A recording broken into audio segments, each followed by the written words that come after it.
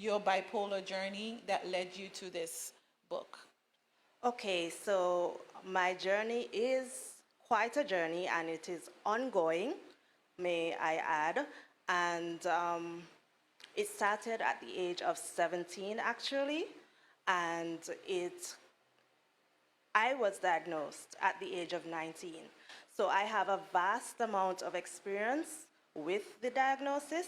And so I was able to compile this book, Goodbye Bipolar, in aid of assisting persons. Well, I wanted to give like, how do I cope with bipolar? What do I do on a daily basis? How do I treat triggers, and so on and so forth. So this is just the whole idea behind Goodbye Bipolar. Okay. So you said your journey started at 17. Was Yes. that when you think that you first began experiencing it? No, not when I think I first began experiencing it. I actually had a nervous breakdown Okay. at the age of 17, or what would have been dubbed a nervous breakdown, because this happened in Montserrat. However, as I alluded to in the previous interview with Miss Lindsay, I was diagnosed in the UK at the Okay. age of 19.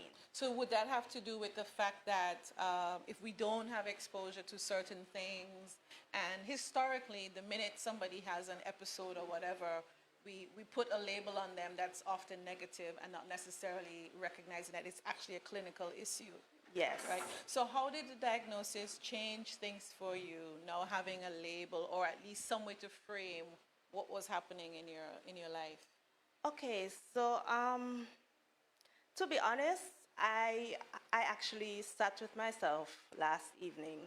I was having a discussion with someone, and I actually was reminiscing on the fact that I didn't even like disown the illness. I accepted it from the get-go, and so that helped me to, do what I needed to do to keep well, And so when I tell persons, hey, I was diagnosed with bipolar and whatever, they can't believe me, right? Because of how I carry myself, how I deport myself, how I have achieved, and it's just like, wow, are you serious? And I am like, yes.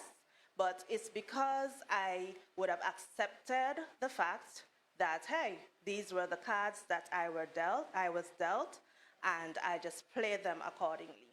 What I found very interesting about the interview, having watched it, was the way that like you said, you've accepted it, but you also recognize that you weren't it, that it wasn't you, that you could still have a full life, you could still go after all of these dreams. So what were some of the things that you had to learn how to cope with? Because I mean, you've gone to university, you have degrees, you have a career. How did you navigate those things? And I suppose that's a little bit of what's in the book, right? Yes, yes, exactly. And the journey wasn't very easy, but it was doable. Okay. And I always say kudos to my support system, because they were the ones who were there for me, and they are still there for me in this time. And I just want to say kudos to them. Kudos to my mother. She is my number one supporter. Kudos to my father, my stepfather, my brother, my grandmother, everyone in my family. They show support, and I am indeed grateful for them. So when I was growing up, or as I journeyed along, although I would succumb to illness or succumb to episodes, I would quickly bounce back. And that's the whole story, that I actually credit myself for that, because I'm like, every time something comes up or I fall ill or stress is a critical issue, and stress is the one of my triggers, right? So when stressful situations arise and what have you, even though I succumb an illness or succumb an episode, I quickly bounce back. That's You brilliant. understand? Yeah. So tell us about how you compiled the book in terms of your first book was a book of poetry that in a lot of ways helped you cope through COVID. Is that one of the reasons you were doing it? Was it a Yes. coping mechanism? Yes, yes. Really? Yes, it was. Yes, it was, because I actually begun to write in while we were in the COVID situation, in the COVID pandemic, and I found myself writing in a scope of 2 months, and I wrote 34 poems. Wow. And that was significant to my age because it could have been more, but I said I'm gonna stop at 34, just to give significance to the number. And for all of us, COVID was a telltale. But for me, I think I really was able to be soothed, to be soothed by way of the writing. So the writing was very therapeutic for me. And how I went about doing this book, it just came to me, hey, you need to declare more or less, put it out there. What do you do? How do you keep well? How, educate the masses. That's the whole idea behind this project, to educate the masses, because I know that persons are very afraid somewhat when they become diagnosed. They would say, oh boy, that's it for me, all hope is lost, and they succumb to their illness. But I am here to say that is not true.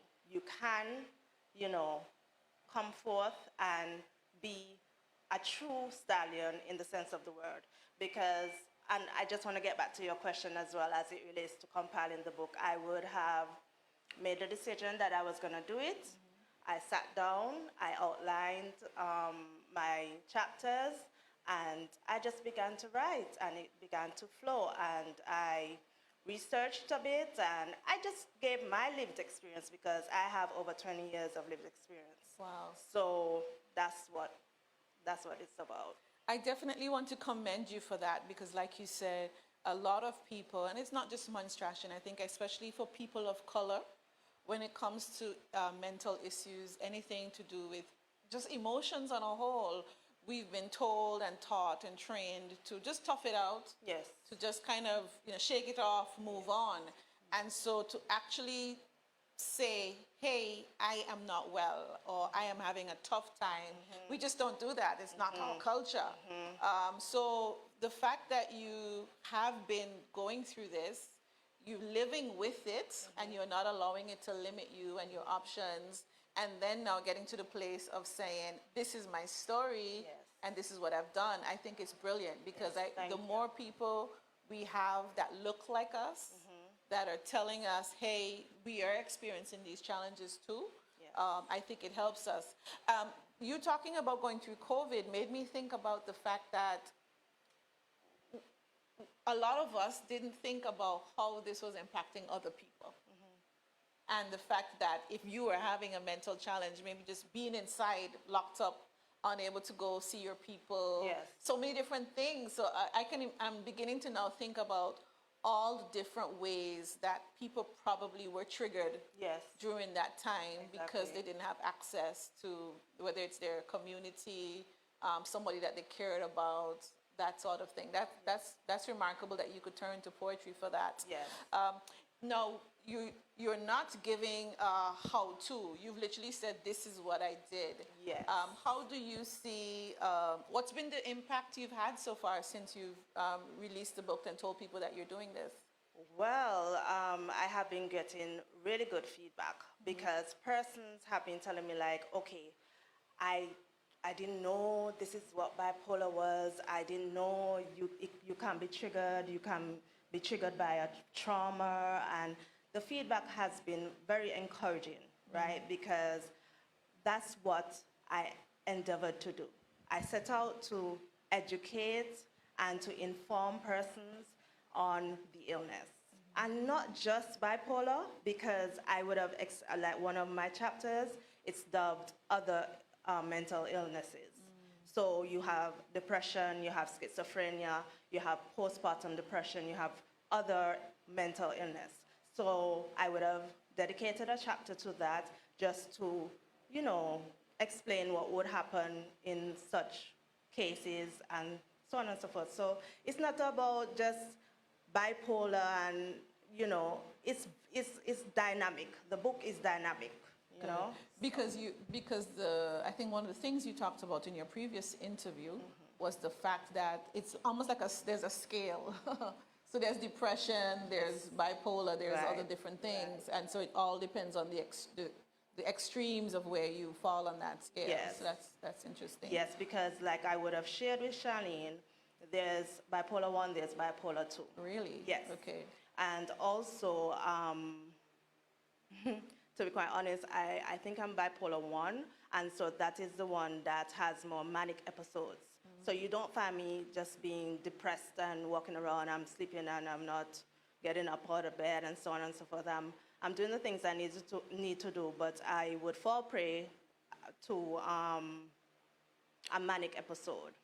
That's where I don't want to sleep, I'm very talkative, I do outlandish things, I behave out of the norm, so to speak. And then persons will look at this or look at me and they would definitely say, okay, something is wrong with Kimmora. Kimmora is not acting herself, you know, but they don't know, especially persons in the community, you know, the Montserrat context, they don't know exactly what is wrong. And it's not a matter of me wanting to go on a mountaintop and say, hey, I have bipolar and these are what my symptoms are, and you know, I don't want to do that. I want to help to eradicate the stigma that is attached to mental illnesses on a whole, and just to be an advocate for mental illnesses and mental health, because everyone has mental health.